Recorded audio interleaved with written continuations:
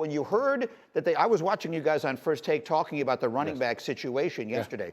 When you heard Saquon and the Giants worked it out, what was your first reaction? Well, I was relieved for him from the standpoint that we understand what he's working against. The reality is they could have franchise tagged him this season, and then you could franchise tag him next season. So sitting out really wasn't an option for him, and that's something that I think he understands and whatever. Why sit at home making no money whatsoever? Go out there, get as much as you possibly can. In this particular instance, he got about $900,000 more than he would have got had they just franchise tagged him or what have you. It's still not enough as far as I'm concerned. I think running backs are treated incredibly unfairly. And when you think about it from a money perspective, I think that it's a bit more complicated than that. I don't think that 2 franchise tags should be allowed to should be forced upon a running back. I think those guys should be allowed to come out earlier than the typical average player, because in the National Football League, it's held against you. No matter how productive you are, you get 27, 28 years of age. As far as they're concerned, you're a senior citizen at the running back position, and no other position in the National Football League gets treated like that. I think that's unfair. I think there's a discrepancy there that needs to be addressed. And so for me, until those kind of things transpire and you modify that to some degree, this is where you are, and he had to take that deal. Take into account Derrick Henry. Derrick Henry has been in the league for over 7 years. He's made a grand total of $46 million. And this is a guy that's rushing for 2,000 yards one season, 1,800 yards another. Obviously, he's a pivotal part of the Titans' offense and whatever. I know he's had some injuries, but he's an absolute stud, and he's highly productive when he's on the field. And all he has to show for it is $46 million over 7 years, when we see guys in the NFL signing for $150, $200 million, et cetera, et cetera. Something's got to give. Well, that's the point. I have no issue with the quarterbacks, generally speaking, getting paid so much money, because generally speaking, they are so disproportionately valuable to their teams. But the reality is, Derrick Henry is by far the most valuable player on his team, and Saquon is by far the most valuable player on his. I've said this on numerous occasions. Molly Kiram has been very, very annoyed at me about this. I don't care. I've said to her, hey, it's Saquon Barkley and a bag of chips. That's your offense in East Rutherford, New Jersey, for the New York Giants. Without him, who are you? Without him, does Daniel Jones get the contract that he got?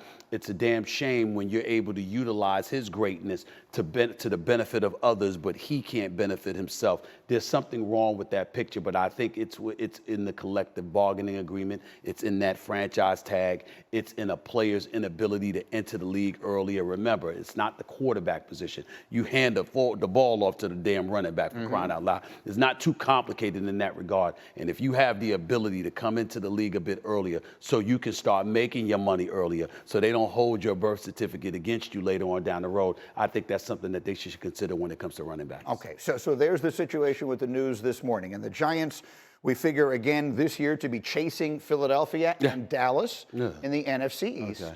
The entire world wants to hear, as the Cowboys open their training camp this morning, what are your expectations for their season? My expectations? Yes. Well, the Dallas Cowboys are going to be a formidable team in the NFC. They're going to challenge for the NFC East crown. They'll lose that battle to the Philadelphia Eagles, but they'll make the playoffs, and then they will go home. This is what they do. And so we understand that. You picked up Stephon Gilmore. You still got Diggs on the other corner. Their defense should be upgraded. Obviously, Dan Quinn knows what he's doing. He's an elite defensive coordinator. We understand that. But stop the presses. I mean, did you hear the news? Mike McCarthy's calling plays. I mean, it's going to make a world of difference. I mean, Mike McCarthy's calling plays is going to make a world of difference. Suddenly, Dak Prescott is not going to throw 15 interceptions, and he's not going to have 5 games with more than 1 interception. He's not going to turn the ball over. Did you hear the news? I mean, it's back-page news. I mean, Dak Prescott said, I'm going to cut down on these turnovers.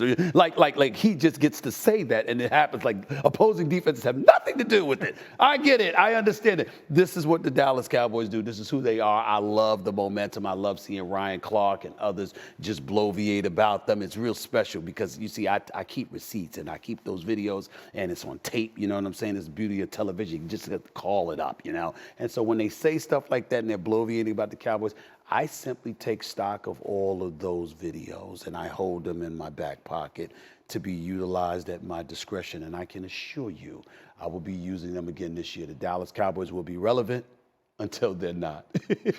That's what they do. Which will make you delighted.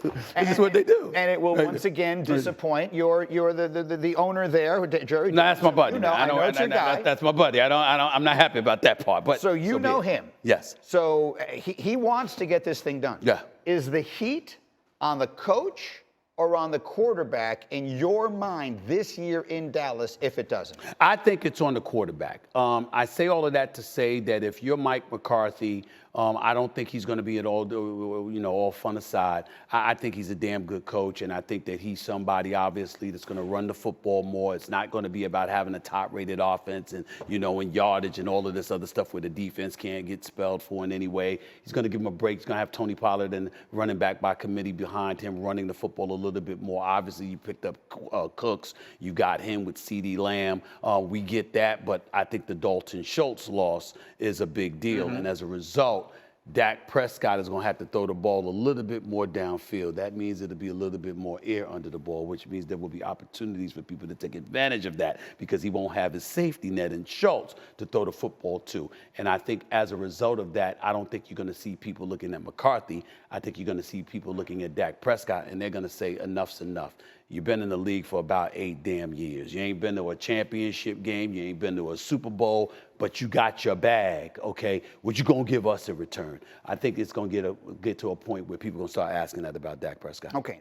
Over here to our newest location in the studio, and I want you to see the newest thing that we have hanging. This is the same studio in which we shot NBA Countdown all of last season, so you know the room fairly well. Yes. Have you noticed the new addition? I noticed the new addition, the white jersey, the number 8. I think the white jersey looks a little bit corny. I would have preferred the green, but beggars can't be choosy. I understand it's a big moment for you, Greeny, because of your Jets fandom. I get it. I totally understand it. And listen, to go from Zach Wilson and White to Aaron Rodgers, I mean, it doesn't get much better than that. It's a beautiful thing. Now, since the Jets made this acquisition, yes, I've not yet had you describe him the way you have legendarily always described him on this show, and I need to hear it. Well, he's a bad man. There's no doubt about that. This is Aaron Rodgers we're talking about. We understand this. We know how great he is. He's a surefire first ballot future Hall of Famer. We get all of that.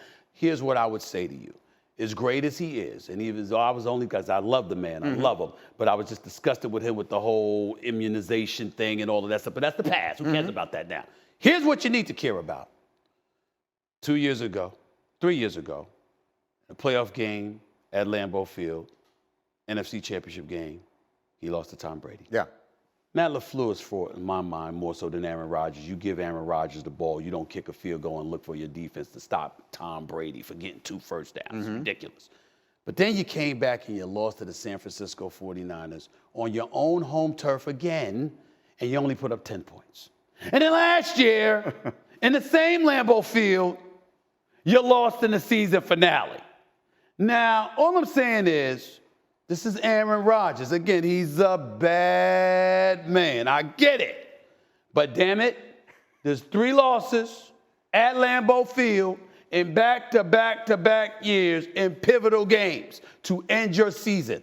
That's problematic. He's got some making up to do.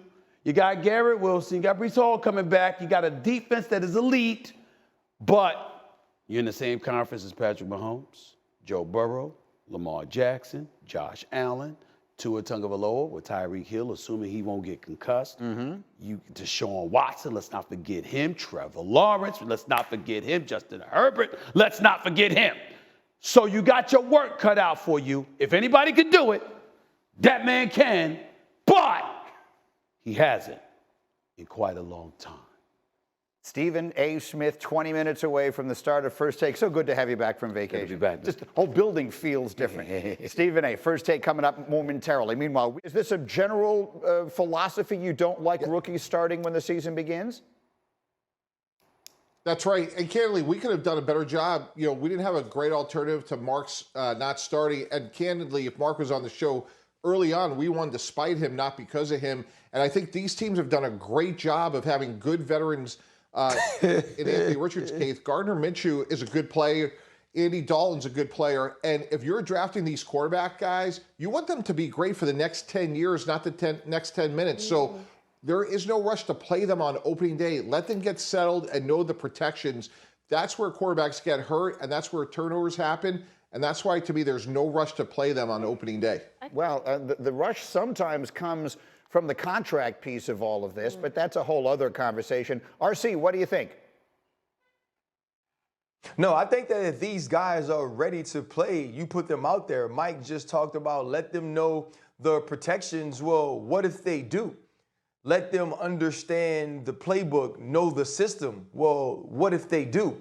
You drafted them first or second or fourth overall because you believed that they had the talent to play the position. The film said that they should be picked at that spot. And if they're showing you everything physically that made you draft them and showing you everything mentally that says they're ready and prepared to play, why wouldn't you play them? As you can talk about some of the guys that shouldn't have started. Joe Burrow started behind a bad line, and yes, he was injured, but look where he is now. Justin Herbert wasn't supposed to be the starter in Los Angeles, but due to an injury to Tyrod Taylor, he plays in his first week, is standing across from Patrick Mahomes, and he goes for 300 yards. And is a revelation at the position, someone who is better than many, other than Mike Tannenbaum, thought he would be.